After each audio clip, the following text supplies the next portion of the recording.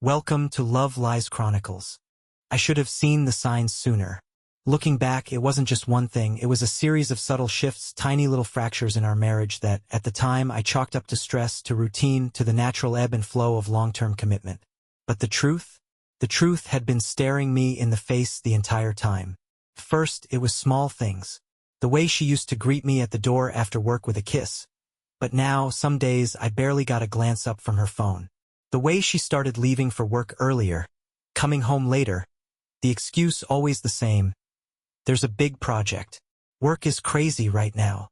Then it got more noticeable. Missed calls, unanswered texts, the way she would glance at her screen, a flicker of hesitation in her eyes before she set her phone down, always face down. That one hit me the hardest. She used to have no problem leaving her phone anywhere, unlocked, unattended. Now, it was practically glued to her side. I wanted to believe the excuses. I wanted to believe that maybe she was just stressed, distracted, overworked, that maybe I had been failing as a husband, not giving her enough attention, not making her feel loved. But deep down, I knew. It's funny how the brain works when you don't want to see something. How it convinces you that the truth isn't as bad as it looks, that maybe you're just overthinking things. That delusion shattered on a random Tuesday evening. I had just gotten home from work, exhausted, my mind set on nothing more than a hot shower and a cold beer. But as I stepped into the kitchen, something caught my eye, her tablet, sitting on the counter, the screen still glowing. First, I thought nothing of it. She often left it lying around, using it for work, for shopping, for random internet browsing. But then a notification flashed across the screen. A message, a name I didn't recognize. Last night was incredible. I can't wait to see you again. I felt it before I even fully processed it. That drop in my stomach, like the ground had just disappeared beneath me. The room suddenly felt too quiet, the air thick and suffocating. I stared at the words, my heart pounding against my ribs like a war drum. That wasn't from me. It was instinct, muscle memory. I reached for the tablet before my brain could tell me to stop, my fingers moving on their own as I swiped it open. The password was the same. Our wedding anniversary. The irony made me sick. The confirmation. The messages were right there. An entire thread stretching back months. At first, I told myself maybe I was misunderstanding. Maybe it was just banter, maybe it was a joke. But as I scrolled, that hope died a slow, painful death. His name was Daniel, a senior executive at her firm. Their messages weren't just flirtatious. They were explicit. They were detailed. Things I hadn't heard from her in years. Things she used to say only to me. I can't stop thinking about the way you touched me last night. I needed that so badly. I wish we had more time. I hate sneaking around like this. He has no idea. I feel kind of guilty, but I can't stop myself. My hands trembled as I scrolled, as I watched my wife, the woman I had devoted 10 years of my life to, pour herself into someone else's arms. She wasn't just cheating. She was invested. This wasn't some drunken mistake. This wasn't some impulsive one-time thing. This was calculated, ongoing, rehearsed, and what was worse, she didn't even seem to regret it. That was the moment something inside me snapped. I could have confronted her right then and there. I could have screamed, demanded answers, thrown the tablet at the wall and watched it shatter like the illusion of my marriage. But something stopped me. A cold, calculating part of me that had never spoken up before. A part of me that wasn't just hurt, it was angry. No, that would be too easy. If I wanted to do this, I needed to do it right. I didn't just want to catch her. I wanted her to feel it, the decision. So I waited. I set the tablet down exactly as I had found it, making sure the screen had gone dark. I went through the rest of my evening like nothing had changed. I cooked dinner. I watched TV. I kissed her goodnight. She had no idea that I had already begun planning her downfall. This wasn't going to be a simple confrontation. This was going to be an execution. And I was going to make sure she never forgot it. I didn't sleep that night. I lay in bed, staring at the ceiling, feeling her warmth beside me, listening to the soft rhythm of her breathing. It was surreal. Just hours ago, I had uncovered the single biggest betrayal of my life, and yet here I was, pretending, playing the role of the loving husband, letting her believe everything was normal. The irony was almost funny. She had spent months deceiving me, sneaking around, spinning lies so effortlessly I had almost believed them. Now, it was my turn. I wasn't just going to confront her. I wasn't going to be the pathetic, broken husband sobbing over what she had done. No, I was going to make her regret it. I was going to destroy the fantasy she had built, piece by piece. And when she least expected it, I was going to set fire to the wreckage. Step 1. Laying the foundation. The next morning, I acted as if nothing had changed. I got up, made coffee, kissed her cheek. She barely acknowledged it, distracted by her phone, no doubt texting him. I watched her from across the table, studying her, analyzing every little gesture.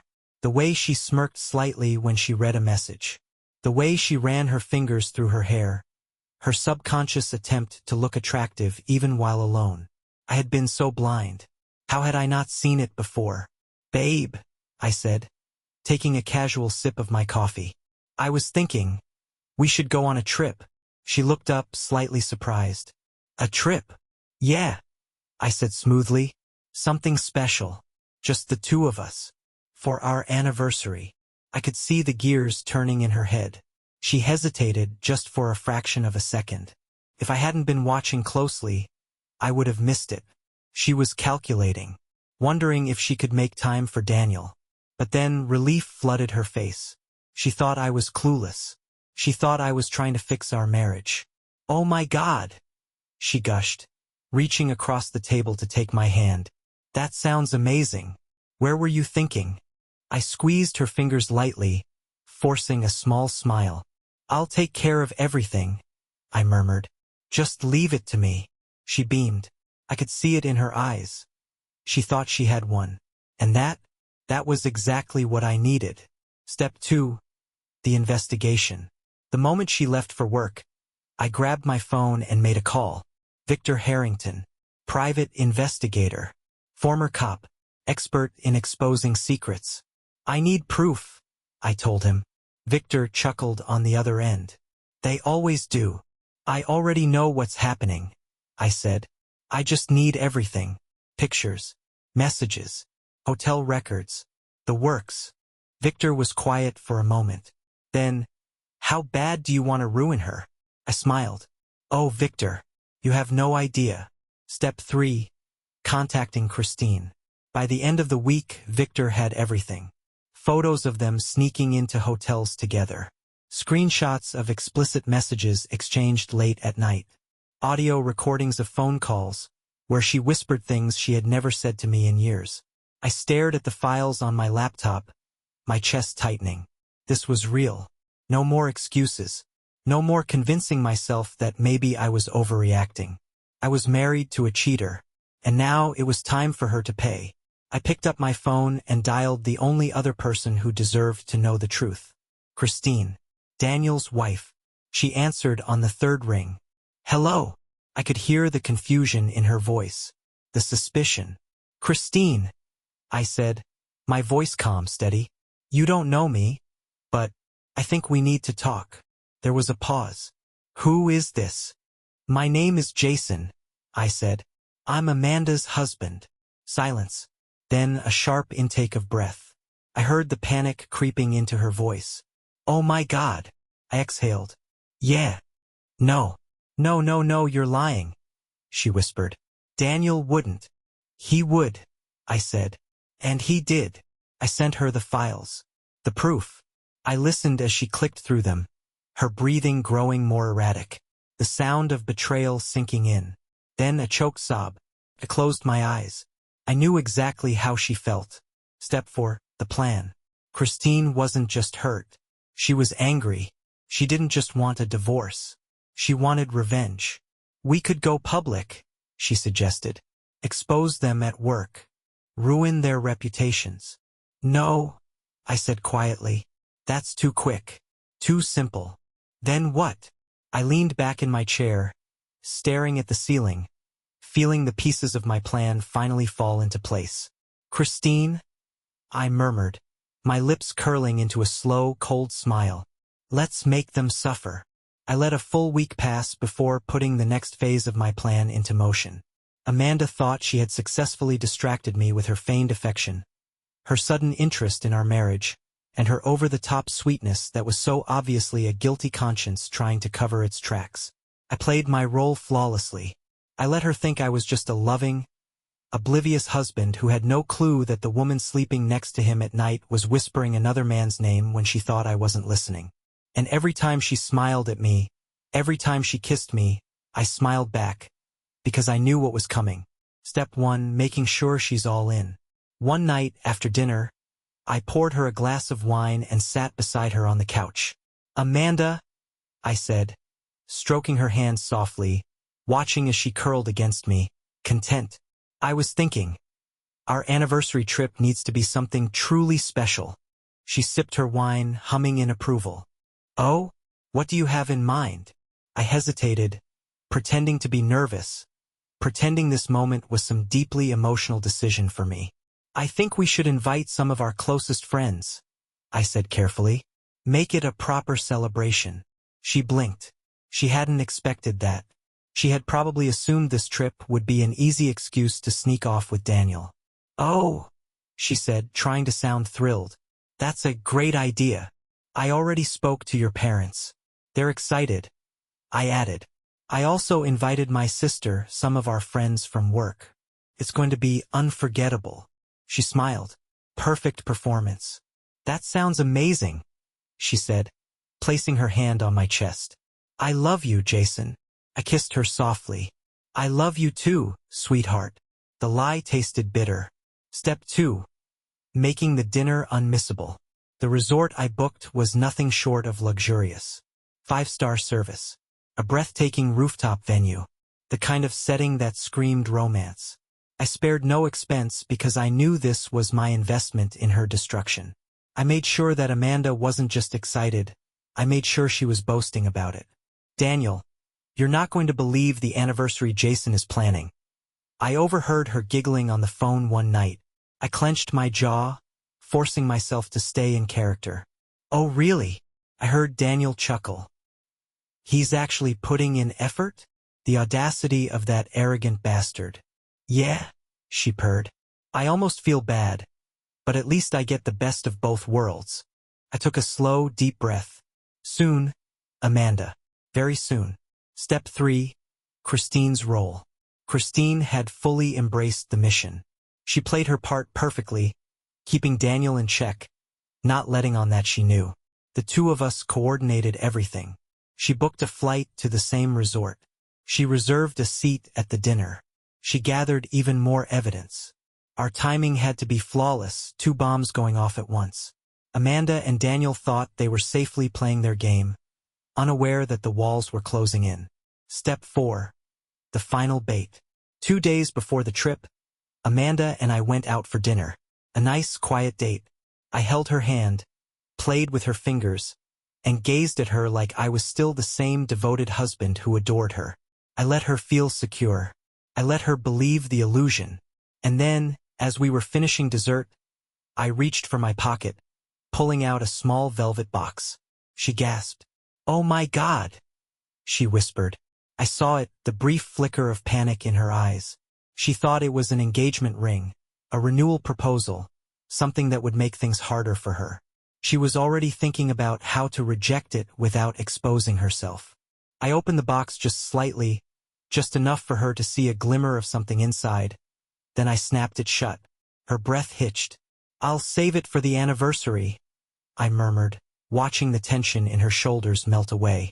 I saw pure relief flood her face.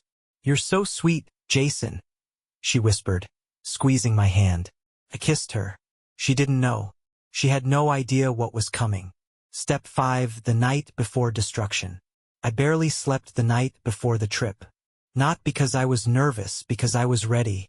Everything was set. The venue was confirmed. The guests were on their way. Christine was prepared with every single piece of evidence. And Amanda? She was blissfully unaware. I watched her pack her suitcase, humming to herself, trying on different outfits. She twirled in front of the mirror, posing in a new black dress. "What do you think?" she asked, flashing me a playful grin. I leaned against the doorway, smiling. "It's perfect."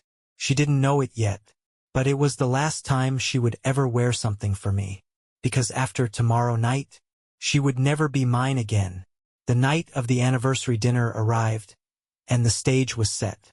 The rooftop venue was perfection. A warm evening breeze, candlelit tables, a breathtaking city skyline twinkling in the distance. Everything was arranged exactly how Amanda would want it. Grand, romantic, elegant. The guests arrived, all the people she wanted to impress. Her parents, my family, close friends. Amanda was glowing. She was the center of attention, sipping champagne, laughing, completely unaware that this night would be the most humiliating of her life. And then, just as the last guest was seated, I stood up. I tapped my glass, and the soft chime silenced the room. The opening speech. "I just want to take a moment to thank all of you for being here tonight." I began, my voice calm, steady. 10 years of marriage is no small feat, and I feel so lucky to have spent them with the woman sitting beside me. Amanda smiled up at me, radiant, smug, proud. I let the silence stretch just long enough to build suspense. Then I reached into my pocket. "So tonight," I continued, pulling out a small velvet box. "I wanted to do something special, something that symbolizes new beginnings." Her breath hitched. She thought she knew what was coming. She thought this was a proposal renewal. She thought this was her winning. I slid the box across the table toward her. "Open it," I said. She hesitated, a nervous laugh bubbling up. Her manicured fingers lifted the lid, and for a moment, time stood still. Her expression didn't change immediately. There was a flicker of confusion, her brain trying to process what she was seeing. Inside the box wasn't a ring.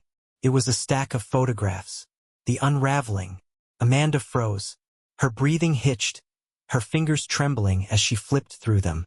Her and Daniel, in his car, leaving a hotel, holding hands at work when they thought no one was looking. Her entire affair, documented in full detail. The room fell into a horrified silence. Her face drained of color so quickly I thought she might pass out. Then, before she could even form a single excuse, another voice cut through the tension. Christine's entrance. "You cheating, disgusting piece of garbage." All heads turned. Christine stepped forward. She was holding her own collection of evidence, screenshots, emails, hotel receipts. Everything she had gathered after I had tipped her off. Daniel's chair scraped against the floor as he shot up, his face pale, his hands shaking. Amanda whipped around, eyes darting between me and Christine, her mouth opening and closing like a fish gasping for air. What is this?" she stammered. "I can explain." "No, you can't." I cut in coldly. Daniel looked like he was about to be sick. His hands were gripping the edge of the table, his eyes pleading with Christine. "Baby, please." "Oh, shut the hell up, Daniel," Christine snapped, shoving a folder of evidence into his chest. "You think I didn't already hire a divorce lawyer? You're done." Amanda turned back to me, her mask completely shattered, her eyes wild, desperate, pleading. "Jason, please," she whispered. "We can talk about this." I leaned forward slightly, my voice low, even. "You had months to tell me the truth," I said. "Months to come clean. But you didn't." Tears welled in her eyes. "I love you, I just—" "Save it, Amanda." I turned to the guests. "Sorry, everyone. It looks like our celebration has turned into something else entirely." The whispers started. Gasps. People exchanging glances, leaning into one another as the weight of the situation unfolded before them. Daniel sank into his chair, completely destroyed. Amanda?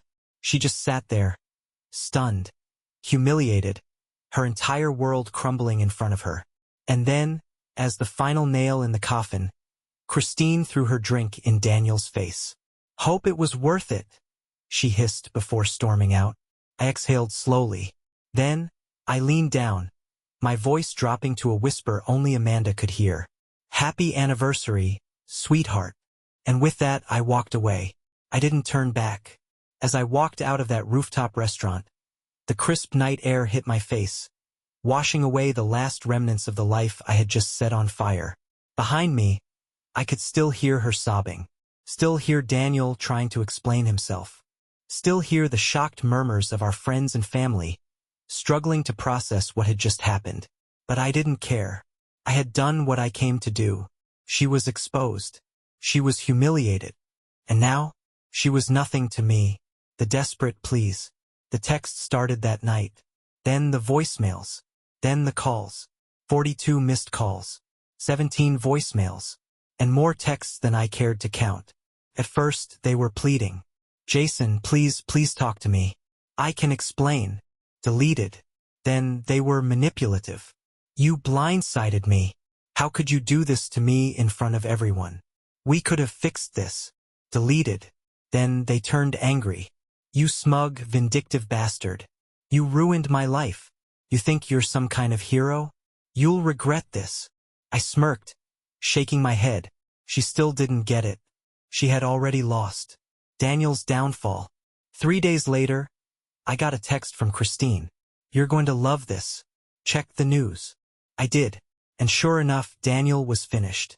His company had launched an internal investigation after multiple women came forward with similar complaints. Christine hadn't just exposed him publicly. She had sent copies of the affair records to his firm's board of directors. And because Amanda had been his subordinate, it violated company policy. Daniel was terminated immediately. He lost his job, his reputation, and his future. Christine, she had filed for divorce the next morning, going after everything. By the end of the week, Daniel was living in a cheap motel on the other side of town. I almost felt bad for him. Almost. Amanda's last attempt. A week after the dinner, Amanda showed up at my new apartment. I wasn't surprised. I had ignored every single attempt she had made to contact me. She was desperate now. I opened the door just enough to meet her eyes. She looked like a wreck. Her makeup was smudged. Her hair was messy. Her once perfect confidence, completely shattered. Jason, she whispered. Please, can we talk? I stared at her for a long moment. Then finally I spoke. Talk about what, Amanda? Her bottom lip trembled. I made a mistake. God, I don't even know why I did it. I was stupid. I was selfish. But I swear to you, it didn't mean I stopped loving you. I let out a small laugh, cold, humorless. Didn't mean you stopped loving me? I repeated. You spent months lying to my face, sleeping with another man, texting him while you were sitting across from me at the dinner table. Her eyes filled with tears. I know. And I hate myself for it. I tilted my head. Do you, though? Or do you just hate that you got caught? She swallowed hard, silent. That was my answer. I stepped back. This, whatever you came here for, is not happening. We're done, Amanda. She grabbed my wrist, her last attempt to hold on to something already dead. Jason, please. I pulled my hand away. Go home, Amanda. She sobbed once, a raw, broken sound. Then, finally, she turned and walked away. I watched her go, waiting until she disappeared down the hall. Then I shut the door. And with that, I moved forward. 1 month later, I was sitting on my balcony, drinking my morning coffee, when my phone buzzed. A text. I glanced down, expecting it to be my lawyer or another notification about the finalized divorce. But it wasn't. It was Christine. Hey, just checking in. Hope you're doing well. Let's grab dinner soon. I stared at the message for a long moment, a smirk forming at the corner of my lips. I typed back a quick reply. Sounds good. Friday at 7? Send. And just like that, I moved forward. For real this time. Dear listeners, please share your thoughts in the comments, and do not forget to like, share, and subscribe to the channel.